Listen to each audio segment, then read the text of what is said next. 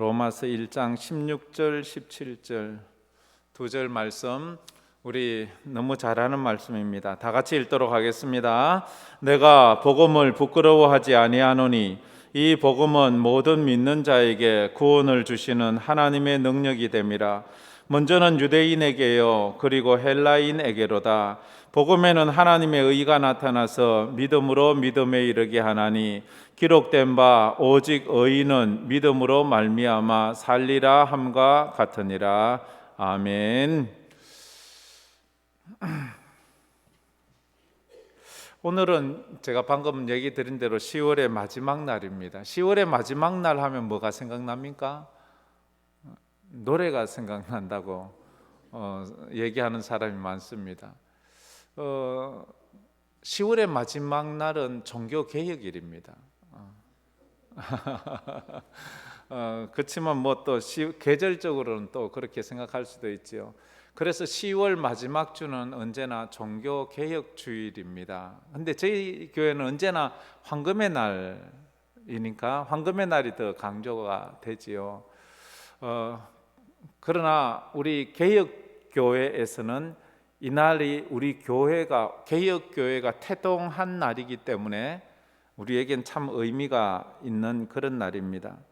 1517년도 504년 전에 1517년 10월 31일 이 날이 참 중요합니다. 루터가 비텐베르크 성당에 그 캐톨릭 교황과 교회, 그 캐톨릭 교회를 향한 95개의 반박문을 그 비텐베르크 성당 문에 붙이면서 이 개혁 운동이 시작되었거든요.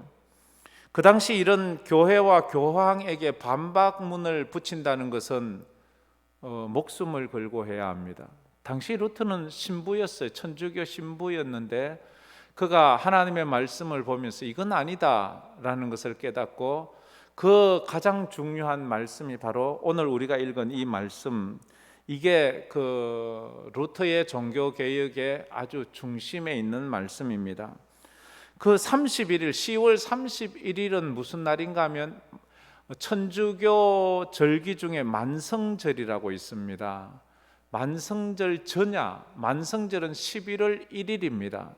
내일이 만성절. 만성절이 무슨 날인가 하면 모든 성자를 기념하는 날입니다. 모든 성인들.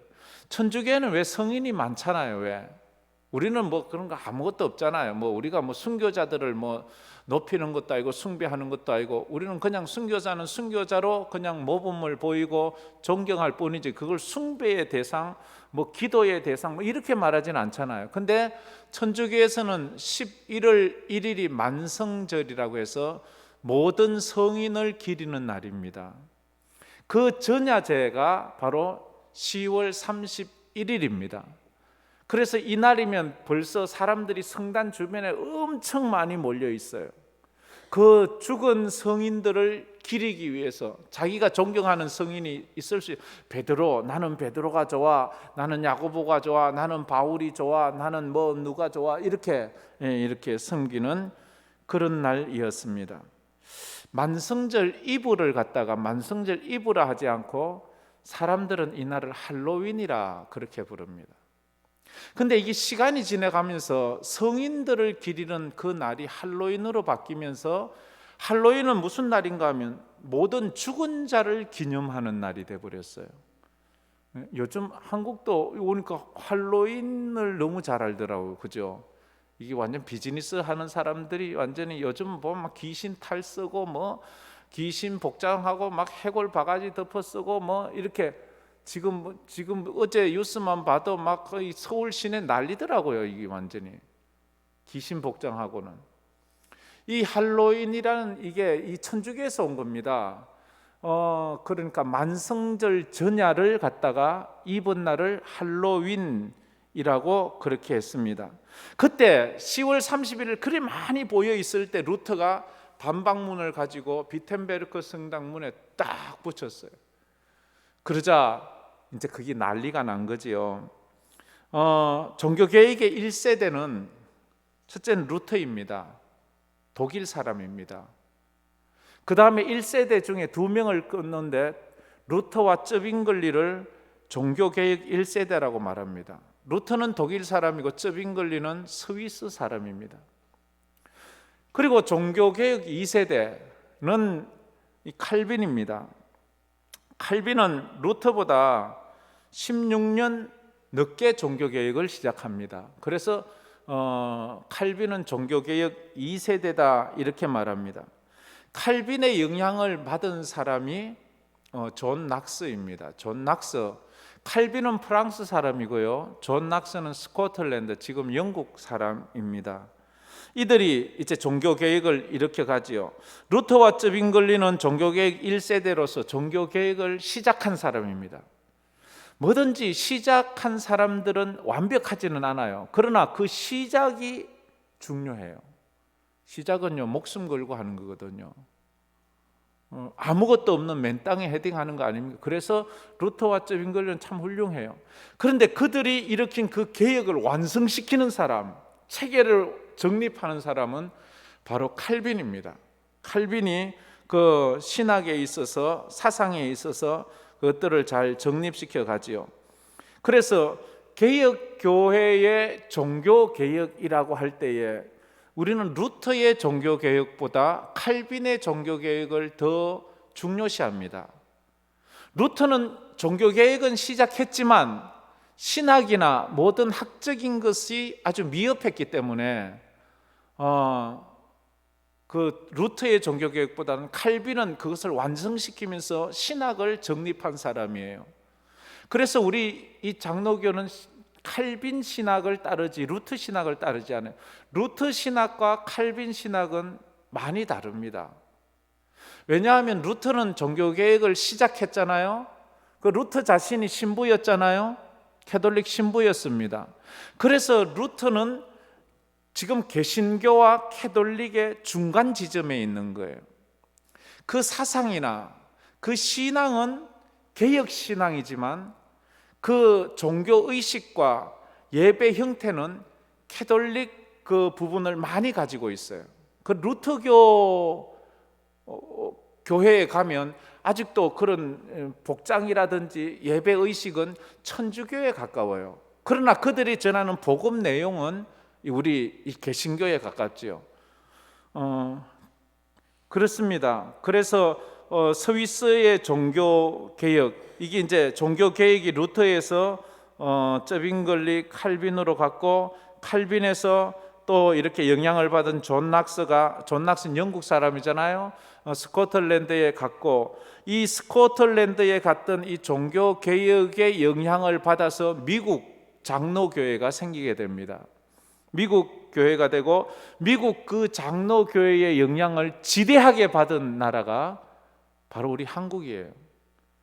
한국의 신학은 이 칼빈이 세워놓은 그 장로교 신학, 그래서 우리 장로교가 칼빈주의는 아닌데 장로교가 칼빈주의라고, 그래서 칼빈주의라고 해서 칼빈을 믿는 사람인 줄 아는데 뭐 그렇지 않아요. 우리는 칼빈주의지만 칼빈을 믿는 사람이 아니에요. 칼빈의 신학적 사상을 우리가 이어받았다는 거지요. 그렇다고 해서 칼빈의 신학을 지금으로부터 500년 전에 세운 그것을 100% 그대로 수용하는 것도 아니에요. 지금은 장로교 신학이 또 새로 세워졌지만 그 모체가 바로 이 칼빈에게서 왔고, 한국 신학은 그 미국 장로교에서, 미국 장로교회는 스코틀랜드 그 영국 장로교회에서, 영국 장로교회는 스위스, 그 다음에 프랑스, 그쪽에서 종교개혁자들에 의해서 물려받았다. 이 흐름을 우리가 일단 기억하면 좋을 것 같습니다. 그래서 칼빈주의를 보면 루터가 강조한 건, 이게 종교개혁을 하면서 루터가 제일 강조한 거는 구원론이에요. 구원은 오직 믿음. 그런데 그 당시 캐톨릭 교회는 구원은 행위, 뭐 연옥에 가 있는 사람에게 면죄부를 주고 그렇게 살 수 있고, 뭐 자기가 행위로 기도하면 구원받고, 뭐 좌우전 행위 중심의 성경을 보다가 루터가 이건 아니다. 성경 어디에도 행위를 강조한 적이 없어요. 지금부터 500년 전, 그러니까 그 사람들 500년 전 사람들이 2000년 전에 쓴 1500년 전에 쓴 바울의 편지를 봐도 어디 행위를 강조하는 것이 있느냐? 이건 믿음이다. 이래서 루터가 강조한 건 오직 믿음, 구원론이고요. 칼빈이 강조한 거는 이 딱 한마디로 말하면 하나님의 주권이에요. 하나님의 주권. 요거를 신학적으로 또 딱 말하면 예정론, 성화론 이렇게 말해요. 칼빈 신학에서 가장 중심은 하나님의 주권이고 하나님의 예정론이에요. 하나님의 예정. 그래 이게 이제 좀 다르지요. 그래 루터가 개척자라면 칼빈은 그 체계를 시킨 사람이에요. 그러면 이제 칼빈의 오늘 종교 개혁을 보는데 칼빈의 생애를 한번 잠깐 더듬으면서 우리가 칼빈 하는데 도대체 칼빈이 어떤 사람인가 뭐 간단하게 한번 보면 좋을 것 같습니다. 칼빈은 언제 개신교로 회심을 했는가? 그 당시 사람들은 전부 다 캐톨릭 성도들이었어요. 뭐 그 다른 교회가 없잖아요. 근데 뭐 캐톨릭에서 신앙생활 안 하는 사람들이 갑자기 신앙생활 시작해서 한 것도 아니고 이미 구교에서 신앙생활 하던 사람이 이건 잘못된 거다고 개혁을 외친 사람. 개혁은 안에서 하는 거지 밖에 사람이 하는 것이 개혁이 아니거든요. 그래서 요즘도 종교 개혁 이러면 안에서 하는 거지 밖에서 하는 게 아니에요. 우리가 자칫 우리 스스로를 돌아봐야 돼요. 우리가 개혁이 필요할 때가 됐나? 우리가 말씀 위에 잘 서 있지 않으면 개혁의 대상이 돼요. 그걸 우리가 기억해야 돼요. 그래 칼빈은 언제 개신교에 회심하게 되었는가 하면 루터의 종교 개혁이 있고 난 16년 후 1533년 11월 1일 11월 1일이 무슨 날이라고 그랬죠? 만성절, 모든 성인을 기리는 날. 그날 그 캐톨릭 교회에 일이 있었는데 파리 대학교 총장인 니콜라스 콥의 취임식이 있었습니다. 그 당시 모든 대학이나 모든 것들은 캐톨릭의 영향을 받고 있었거든요. 그래서 파리 대학의 프랑스 파리를 말하죠. 프랑스 파리 대학의 총장인 니콜라스 콥의 취임식이 있었는데 그 취임식에서 연설을 해야 되거든요. 연설은 굉장히 중요한 겁니다. 근데 그 연설문을 쓴 사람이 누군가 하면 칼빈이 있어요. 그때 칼빈 나이가 참 부끄러운데 24살이었어요. 우리는 이만큼 돼도 그 정도 안 되는데 24살짜리 칼빈이 니콜라스 콥 파리 대학 총장의 취임사를 써요. 그런데 칼빈이 쓴 그 취임사가 문제가 돼요. 칼빈이 쓴 그 취임사가 루터가 16년 전에 비텐베르크 성당에 붙였던 95개의 반박문에 버금가는 캐톨릭을 반박하는 그런 글을 써요. 그래서 니콜라스 콥이 자기 연설문을 썼으니까 자기는 그걸 읽은 죄밖에 없어요. 쓰기는 칼빈이 썼어요. 이것을 그가 취임식에서 읽고는 바로 프랑스 파리가 발칵 뒤집어지고 말았어요. 그래서 바로 취임식 날 니콜라스 콥과 그 취임사를 쓴 칼빈이 체포영장이 발부돼요.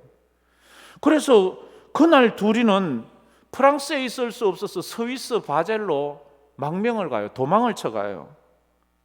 그래서 그 칼빈이 스위스에 가서 그 스위스 바젤에서 있으면서 그가 26 나이에 아주 엄청난 책을 씁니다. 그게 기독교 강요예요. 요즘 우리 교회에서 교리 공부하지요?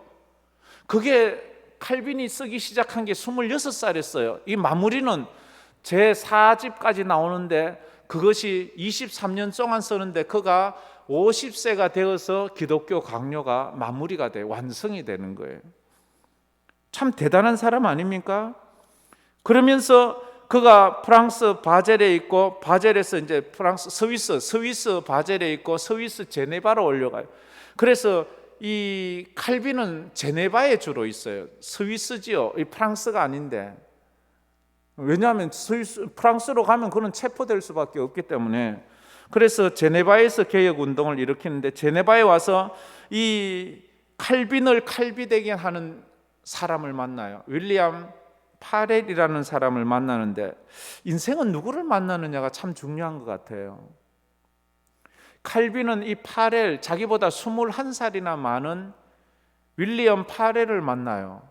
근데 이 파렐이 참 위대한 사람인 것 같아요. 자기보다 21살이나 어려요.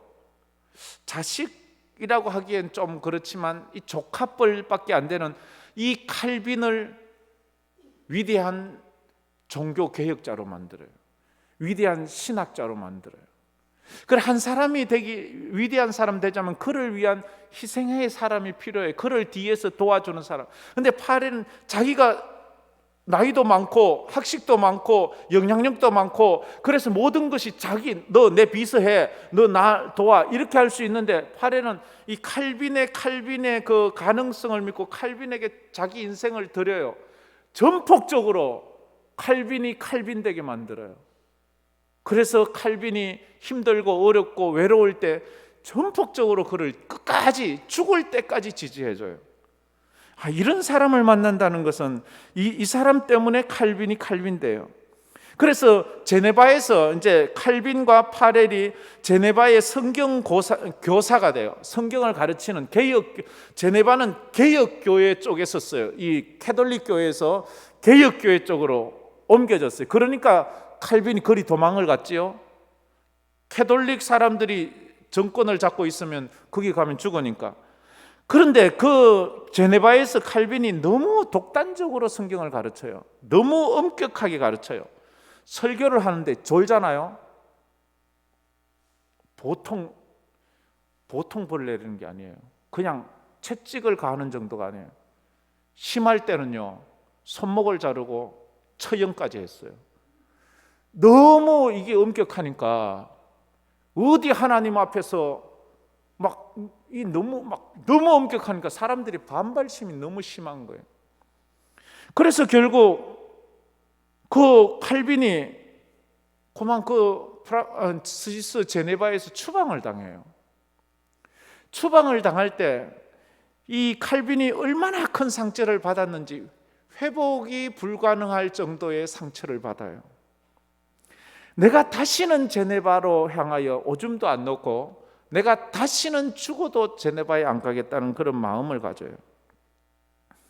그런데 칼빈이 떠난 제네바에 문제가 생기게 되었어요. 칼빈이 있을 때는 아주 엄격하게 성경을 가르치고 말씀을 가르쳐서 제네바가 아주 든든한 개혁교회, 말씀 위에 선 교회가 딱 되어 있었는데 칼빈이 떠나자마자 이 칼빈의 신학을 이어받을 사람이 없는 거예요. 그러니까 그 틈을 타서 캐톨릭의 이 성경 교사들이 제네바에 들어와서 제네바 사람들을 캐톨릭으로 다시 귀화시키기 시작했어요. 그래서 많은 사람들이 이 캐톨릭으로 넘어가면서 이제 시의회와 이 제네바 안에서 분쟁이 일어났어요. 시의회는 개신교 사람들이에요. 그 당시 의회는 종교와 정치가 거의 하나로 되어 있었잖아요. 그런데 시의회가 자기들이 가지고 있는데 이 캐톨릭 사람들이 이걸 넘보니까 이걸 넘보면 자기들은 이기는 쪽이 지는 쪽은 죽는 거예요. 그래서 자기들이 어쨌든 이 신학적 논쟁에서 이겨야지만 살아남는데 이 캐톨릭에서 온 캐톨릭 신부들, 성경 교사들의 그 신학적 논리를 이길 수 있는 사람이 없는 거예요. 그러니까 막 여론도 이제 그리 돌아가고 시민들도 이제 우리가 캐톨릭으로 가자 그러고 이러니까 제네바 시의원이 아주 고립되고 위기에 서게 했어요. 근데 아무도 자기들을 이것을 반박할 수가 없는 거예요. 그 당시 이런 반박은 공개석상에서 재판을 하듯이 모든 여론을 놓고 하기, 어느 쪽이 잘하면 와 하고 이런데 아무도 반박할 사람이 없는 거예요. 그래서 제네바 시의회가 고민하다가 칼빈에게 도움을 청해요. 칼빈 선생님, 우리를 좀 도와주세요. 지금 제네바가 캐톨릭 교회로 넘어가게 되었습니다. 위기인데 당신이 오셔서 이 위기를 좀 근데 칼빈이 어떻게 떠날 때 내가 다시는 안 돌아간다고 생각했잖아요. 내가 제네바를 향하여는 오줌도 안 넣는다고 할 정도로 막 그 정도로 상처를 어마어마하게 받았어요. 그런데 칼빈이 그들이 어렵다는 걸 듣고 자기가 몇 자 편지를 써보내요. 그게 캐톨릭의 신학을 반박하는 개신교 입장에서 성경을 풀어서 쓴 편지예요. 그런데 그 편지를 이제 받고 캐톨릭과 칼빈의 편지로 반박을 하는데, 캐톨릭 그 성직자들이 이 칼빈의 편지에 케오패를 당해요. 칼빈이 얼마나 캐톨릭의 신학이 잘못됐고, 저들이 지금 너희들에게 가르치고 있는 그런 신앙적인 가르침이 얼마나 허황되다는 것을 갖다가 성경으로 조목조목 하니까 이들이 거기에 대해서 반박할 여지가 없이 그만 케오패를 당하고 말아요. 그래서 그만 제네바에서 캐톨릭이 다 물러가고 이 개신교가 다시 일어나게 됐어요. 그러자 제네바 시의회에서는 우리가 칼빈 선생님 다시 모셔오자 이렇게 됐어요. 칼빈 선생님을 모셔오자. 근데 칼빈은 이런 지하에 NO라고 거절을 해요. 나 안 갑니다. 나 못 갑니다. 그러자 아무리 간곡히 부탁해도 안 오자 이제 윌리엄 파렐, 그 칼빈을 칼빈되게 했던 그 칼빈의 조력자를 보내요. 당신이 가서 칼빈을 좀 모셔오세요. 당신 말이라면 안 듣겠습니까? 파렐이 가서 없어 하면서 칼빈 가자, 가서 제네바를 다시 이 개혁교회가 개혁신앙으로 쓴 도시로 만들자. 아무리 부탁을 해도 칼빈이 말을 안 듣는 거예요. 칼빈은 지난날 당한 치욕을 기억하며 다시 돌아가기를 거절했습니다. 칼빈은 이런 말을 남겨요. 칼빈은 내가 제네바로 돌아가느니 차라리 교수대에 매달리거나 바다에 빠져 죽는 것을 선택하겠습니다. 내가 제네바로 돌아가느니 내가 차라리 교수대에 올라가서 내 목이 잘려 죽는 것이 더 낫습니다. 나 안 갑니다. 이 말을 듣자 파렐이 정색을 하면서 칼빈에게 저주를 퍼붓습니다. 저주도 그런 저주가 없을 정도의 악담을 합니다. 그런데 파렐이 칼빈을 얼마나 사랑한 사람이에요. 그렇게 사랑하는 사람 입에서 악담이 나오고 저주가 나오자 칼빈이 그 순간 하나님의 음성을 들어요. 하나님의 음성을 들으면서 거기서 부들부들 떨어요. 아, 하나님께서 지금 나를 그렇게 부르시는구나. 칼빈은 제네바에서 온 대표들의 청빙을 받을 때 눈물을 떨어뜨리고 흐느껴 울었으며 심한 오열에 북받쳐서 2번이나 방을 뛰쳐나가 세수를 하고 들어왔다고 합니다. 결국 칼빈은 제네바의 청빙을 수락하면서 다음과 같은 위대한 글을 남겨요. 이게 아주 굉장히 위대한 글인데요. 읽으면 짤막하게 보면 그렇습니다. 이 칼빈의 심장이에요. 저기 칼빈의 심장이에요. 나의 심장을 당신께 바칩니다. 내가 적시 진심으로, 이런 뜻인데 내용은 이렇습니다. 만약 내게 선택의 자유가 있다면 저는 제네바로 결단코 돌아가지 않을 겁니다. 제네바로 돌아오라는 당신들의 요구만은 정말 거절하고 싶습니다. 하지만 내가 나의 주인이 아님을 알기에 주님께 내 심장을 제물로 드립니다. 즉시 그리고 진심으로. 내가 나의 주인이 아님을 알기에 주님께 내 심장을 드립니다. 즉시 그리고 진심으로. 피눈물을 흘리면서 그 파렐의 저주와 악담을 들으면서 하나님의 음성을 듣고 회개하면서 내가 내 개인의 생각으로는 절대 안 가지만 하나님의 음성 때문에 간다고 하면서 그가 다시 제네바로 가요. 제네바에 가서 개혁운동을 일으켜요. 그리고 거기에서 이런 기독교 강요를 거의 쓰고, 그리고 거기서 칼빈주의 5대 강령 같은 이런 신학이 정립이 돼요. 칼빈 하면 가장 중요한 게 칼빈의 5대 교리 아닙니까? 5대 강령 아닙니까? 칼빈의 기독교 강요 소유리문답 제1문 1답이 뭐예요? 사람의 제일된 목적이 무엇입니까? 사람의 제일된 목적은 하나님을 영화롭게 하고 그를 영원토록 즐겁게 하는 것이다 라고 말하잖아요. 하나님의 영광이에요. 그 칼빈의 5대 교리는 우리가 잘 알죠. 그 영어로 첫 글자를 따서 5개를 딱 모아 보니까 튤립이 돼요. 튤립, 꽃 이름 튤립이 됐는데, 그래서 칼빈의 5대 교리를 튤립이라고도 말합니다. 첫째는 인간의 전적 타락. 이건 칼빈이 주장했던 거예요. 이 캐톨릭과 전혀 다른 교리예요. 캐톨릭은 이렇게 말하지 않아요. 인간은 타락으로 말미암아 구원을 얻는 일에 있어서 전적으로 무능해요. 인간은 전적으로 구원 얻는 일에 있어서는 무능해요. 아무것도 자기가 할 수 없어요. 하나님을 알 수도 없고 하나님을 찾을 수도 없어요. 두 번째로 하나님의 무조건적 선택. 하나님께 구원받은 사람이 선택받는 것은 절대적으로 하나님의 주권이지, 내게 무슨 그런 선택받을 만한 조건이 눈꽃만큼이라도 있어서 선택받은 것이 아니라는 거예요. 나의 공로가 없다는 거예요. 하나님이 선택하신 것은 각 사람의 믿음과 회개를 허락하심으로 구원을 주신 거예요. 믿음과 회개는 하나님의 선택하신 결과이지 원인이 아니에요. 우리의 구원은 나의 믿음으로 받지만 내가 선택받은 원인이 아니에요. 결과로 주어지는 거예요. 우리가 구원받았으니까 하나님을 믿는 거예요. 구원받아서 예배 드리는 거예요. 구원받아서 헌금하는 거예요. 예배나 헌금이나 섬기는 것이 조건이 되어서 우리가 구원받은 게 아니라는 거예요. 이게 칼빈의 교리예요. 세 번째로 제한 구속이에요. 예수님에게 구원받는 사람은 모든 사람이 아니라는 거예요. 제한된 사람. 만인 구원설, 이 천주교나 이런 데 만인 구원설을 말하는 사람이 있어요. 그럼 모든 사람이 다 구원받아. 그럼 지옥은 왜 있어? 모든 사람이 다 천국 갈 텐데.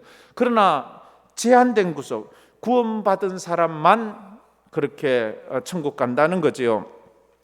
십자가의 은혜는 선택받은 자에게만 적용되는 은혜예요. 네 번째로는 거부할 수 없는 은혜. 하나님께서 부르신 사람, 하나님이 택한 사람은 지가 아무리 거부해도 거부할 수 없는 거예요. 하나님의 강권적인 은혜로 그를 구원해 가는 거예요. 마지막으로 다섯 번째, 성도의 견인. 하나님에 의해 선택받은 자는 반드시 구원에 이르는 거예요. 어쨌든 하나님께서 그를 이끌어 가는 거예요. 막 매를 때려서라도 결국은 그를 구원에 이르게 하는 거예요. 구원은 삼위일체 하나님의 전적인 은혜로 성취되는 거예요. 하나님 성부 아버지는 그의 백성을 선택하세요. 성자 예수님은 그의 백성을 구원하기 위해서 자기 몸을 십자가에 못 박아 죽여요. 성령 하나님께서는 그 택함 받은 자들에게 믿음을 주시고 회개케 하시고 성경을 깨닫게 하세요. 그래서 이 삼위일체 하나님께서 합작으로 구원을 이루어 가세요. 다시, 성부 하나님께서는 구원받을 자를 선택하세요. 선택은 창세전에 하나님 아버지께서 선택하신 거예요. 하나님 아버지의 선택을 받은 자의 구원을 위해서 성부 하나님, 성부 예수님이 오셔서 십자가에서 대속 제물이 되어주세요. 십자가에서 죽어주세요. 그리고 성령 하나님께서는 이 성부 하나님이 택하시고 성자 예수님께서 구속해 주신 이 사람들에게 믿음을 주시고 이 사람들을 회개케 하시고 이 사람들이 하나님의 은혜를 깨닫게 하심으로 구원에 이르게 하는 거예요. 그래서 성부, 성자, 성령의 사역이 구원의 합작품이에요. 이 칼빈은 이 아주 제일 중요한 게 이 5대 교리를 만드는데 이것이 우리 장로교의 신학의 뿌리가 돼요. 근간이 돼요. 근데 이 장로교회뿐만 아니고 개혁교회, 모든 교회의 근간이 돼요. 모든 개혁교회라고 말하면 이단을 제외한 모든 기성교회, 침례교도 있고 이런 성결교도 있고 감리교도 있고 이런 교도 있잖아요. 그 모든 개혁교회의 근간이 되는데, 그러나 각 교단마다는 좀 이 해석의 차이가 있어서 조금 다른 것이 있어요. 거기서 미국에 가면 미국에서는 장로교보다 침례교가 더 칼빈주의예요. 그게 나라마다 좀 달라요. 우리나라는 이 장로교가 주류를 이루고 있잖아요. 장로교가 주류를 이룬 나라는 이 세상에서 얼마 없어요. 주로 침례교가 주류를 이루고 남미 쪽에 가면 거의 순복음이 주류를 이루고 있어요. 미주 그리고 저 영국 이런 데 가면 거의 침례교가 주류를 이루고 있어요. 그래서 칼빈주의 이러면 주로 미주 쪽에서는 침례교가 좀 더 그 뿌리가 있고요. 이 한국에서는 우리가 침례교를 처음에는 거의 이단시했어요. 왜냐하면 침례교에서 이단이 너무 많이 나왔거든요. 근데 그들의 원래 선교사들에게 물려받기는 그런 게 아니었거든요. 그래서 이 교단을 가지고 우리가 뭘 결정하는 것은 조금 오해의 소지가 있어요. 예, 그렇습니다. 이 칼빈은 그런데 그 몸이 종합병원이야. 그렇게 몸이 안 좋았어요. 늘 편두통은 달고 있었고, 편두통, 치질, 담석증, 폐병, 위장병, 통병, 통풍, 별의별 것 언제나 이 몸이 아팠어요. 그래도 이렇게 큰 일을 한 거 보면 대단해요. 그런데도 죽는 날까지 이 칼빈은 게을르지 않았어요. 아픈 것 때문에, 나 아프기 때문에 나 이거 못해, 이런 말을 하지 않았어요. 칼빈이 한 말 중에 이런 말이 있어요. 주님이 나를 부르실 때 게으름 부리다가 만날 수 없잖아. 아프다고 게으름 부리, 그렇지 않았어요. 그래서 제네바에서 언제나 이런 말, 칼빈은 제네바에서 가장 먼저 일어나는 사람이고 칼빈은 제네바에서 가장 늦게 잠드는 사람이었다라고 그가 살아서 그런 말을 남긴 정도로 그는 그렇게 부지런했어요. 칼빈은 55세에 죽었어요. 55세예요. 참 부끄러워요. 저는 벌써 우리 아버지보다도 더 오래 살고 칼빈보다도 더 오래 살고 있어요. 칼빈은 55살 4개월을 사나요. 저는 지금 55살 6개월을 살고 있어요. 전 2개월 더 살고 있다니까요.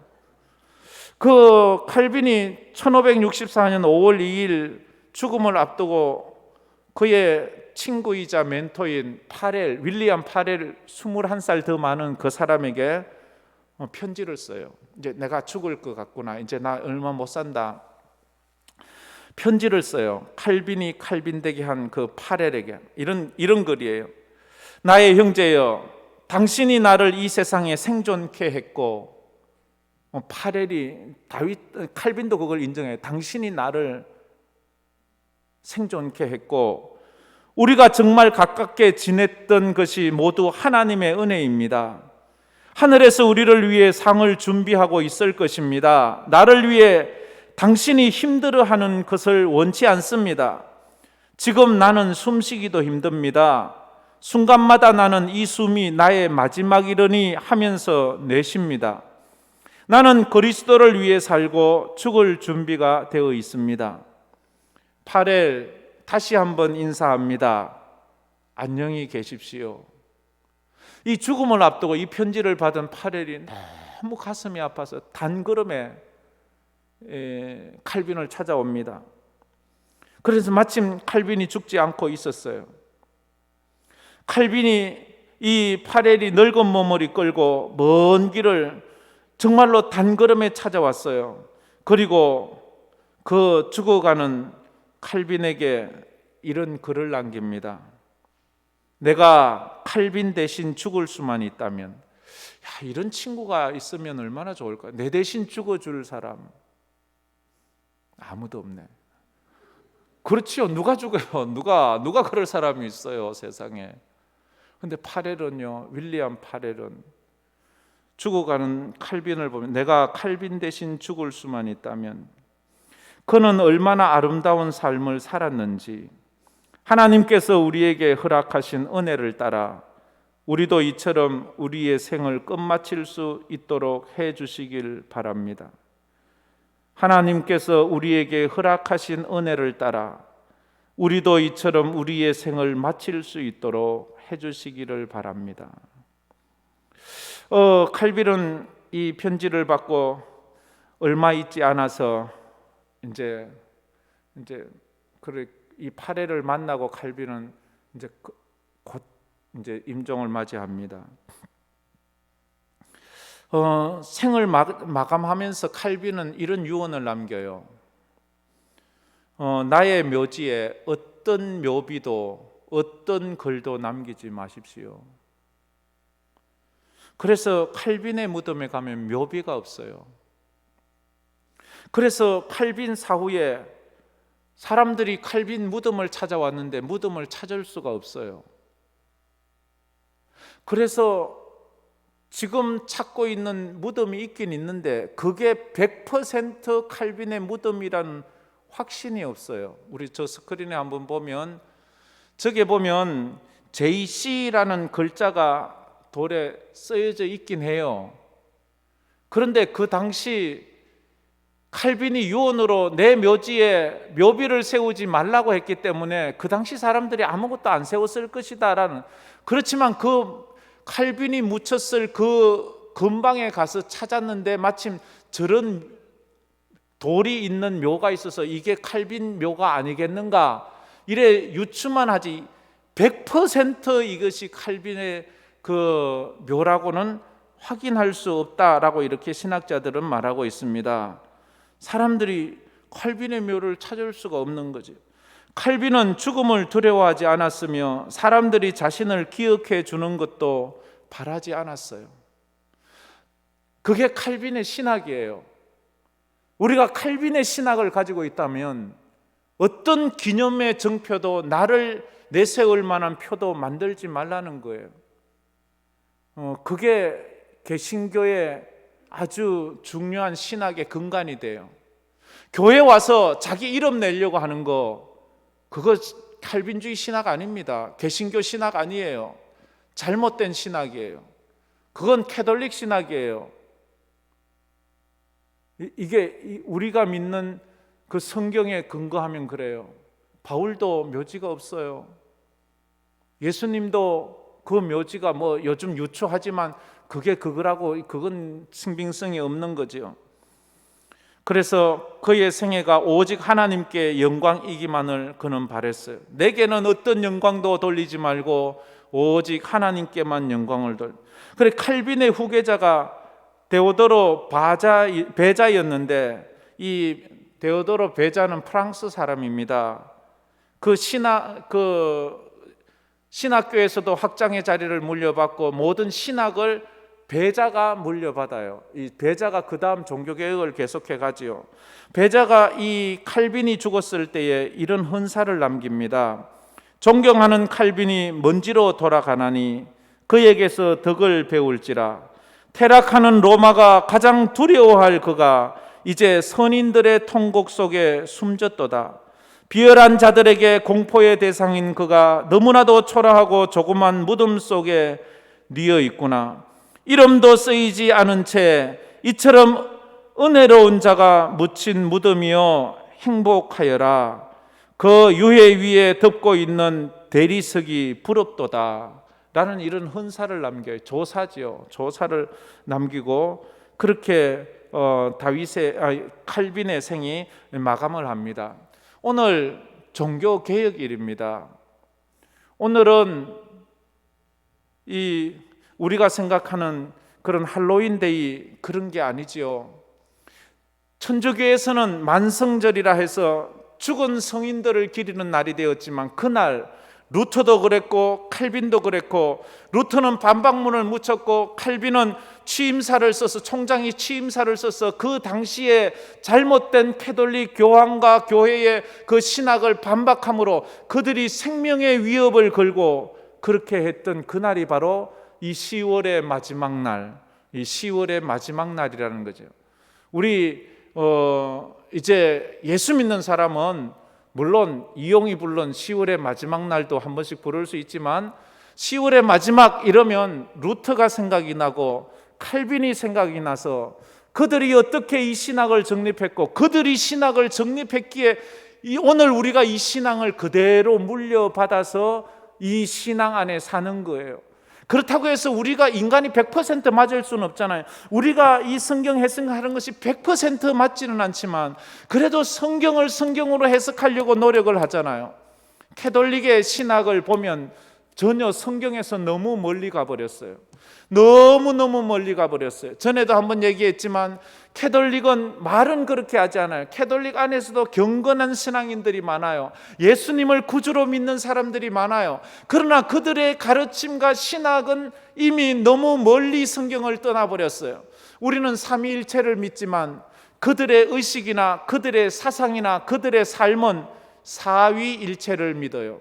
우리는 성부, 성자, 성령밖에 없다 하지만 그들은 성부, 성자, 성령, 성모를 믿어요. 성모도 마리아도 거의 신격화되어서 그래서 예수님의 어머니라는 그런 자리로 올라갔고 그 없는 성경에도 없는 그런 것들을 또 이야기하면서 또 이 사람들을 현혹시키고 구원에 이르는 길, 기도의 대상이 예수님 하나님 외에도 성자들의 이름으로 성모 마리아의 이름으로 기도해도 하나님이 그 많은 공 때문에 인정해 준다고 생각하고 연옥에 가 있는 사람에게 면죄부를 주고 그거를 돈 주고 사면 땡그랑 소리가 나면 저 천국으로 올라간다는 이런 연옥설, 그건 아직도 천주교에 그대로 남아있어요. 연옥설이라는 게 어디 성경에 연옥이 어디 있습니까? 그러면 구원받지 못할 자가 어디 있어요? 이 땅에서 죽은 조상을 위해서 집 팔아서 헌금하면 천국 가는데 그래서 갈 수 있나요? 이런 신학을 정립한 사람이 바로 이 루터요 칼빈인데 우리는 이 칼빈 신학을 이어받은 장로교는 칼빈 신학을 이어받았습니다. 루터교가 아니죠. 우리는 그래서 칼빈 장로교가 되었다는 것을 그렇게 알고 또 믿음으로 또 살아가는 우리 성도들 되기를 주의 이름으로 축복합니다. 우리 오랜만에 루터가 종교 개혁을 하면서 불렀던 노래 내 주는 강한 성이요 방패와 병거 대신이 우리 찬양 한번 불러봅시다.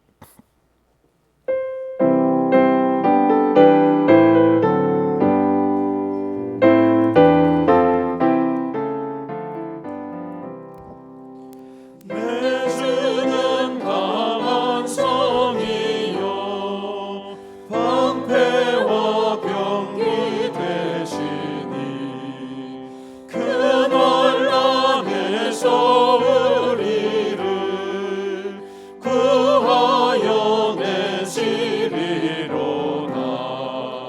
옛 원수 마귀는 이때도 힘을 써 모략과 권세로 무기를 삼으니 천하에 누가 당하랴. 잠깐만.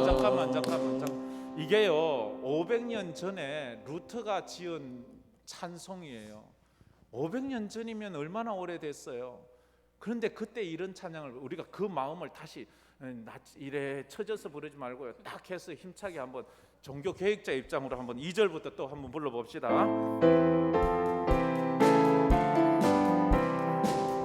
내 힘만 의지할 때는 패할 수밖에 없도다. 힘 있는 장수 나와서 날 대신하여 싸우네. 이 장수 누군가 주 예수 그리스도 만군의 주로다. 당할 자 누구랴 반드시 이기리로다. 이 땅에 마귀들 끌어 우리를 삼키려 하나. 겁내지 말고 섰거라. 진리로 이기리로다. 친척과 재물과 명예와 생명을 다 빼앗긴데도 진리는 살아서 그 나라 영원하리라. 이 땅에 마귀들 끌어 우리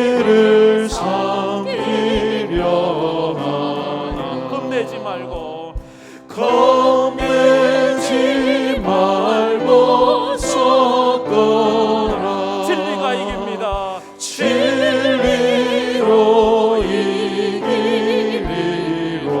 우리의 것을 다 빼앗는다 해도 친척과 재물 명예와 생명까지 명예와 생명을 다 빼앗긴데도 다 진리는 빼앗긴데도 진리는 살아서 그의 나라는 영원합니다. 그 나라 영원하리라.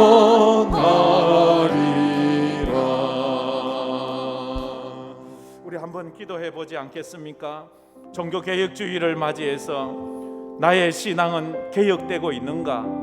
아니면 나의 신앙은 개혁의 대상이 되고 있지는 않은가?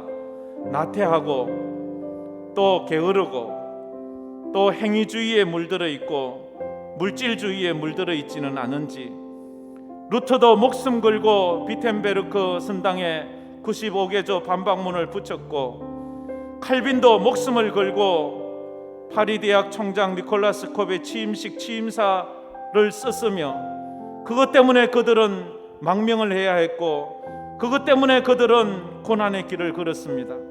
그날이 바로 만성절이었습니다. 죽은 성인들을 기린다고 모여서 예수를 높이고 하나님을 높이는 날이 아니라 죽은 성자들을 높이며 그들의 이름을 불러, 그것이 오늘날 할로윈이 되어지 않았습니까? 요즘 할로윈에 어디에 예수 믿는 흔적이 있습니까?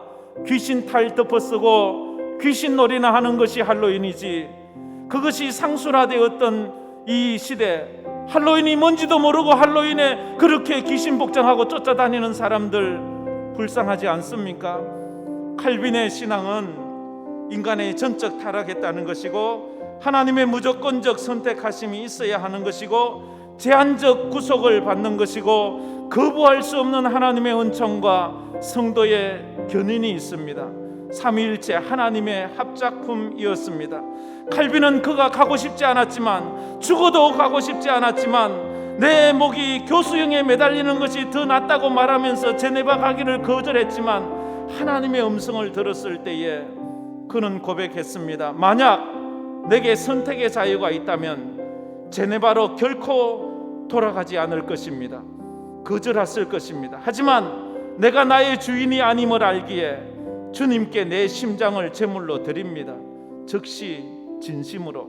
오늘 우리가 이 시대를 살아가면서 코로나 시대에 우리는 얼마나 주님을 사랑합니까? 얼마나 믿음을 위해서 우리의 삶을 드리고 있습니까? 주여, 종교개혁주의를 맞이해서 내 신앙, 잠자던 신앙이 깨어나게 하시고 내 신앙이 회복되게 하여 주시며, 종교개혁자들의 신앙으로 오직 하나님의 영광을 위해서, 오직 하나님의 영광, 오직 성경 그 말씀 붙잡고 오직 예수 부르짖으며 나갈 수 있는 신앙인이 되게 해달라고 우리 다 같이 통성으로 기도하겠습니다. 참 좋으신 하나님 감사합니다. 오늘 우리가 종교개혁주의를 맞이했습니다. 500년 전에 개혁자들이 목숨을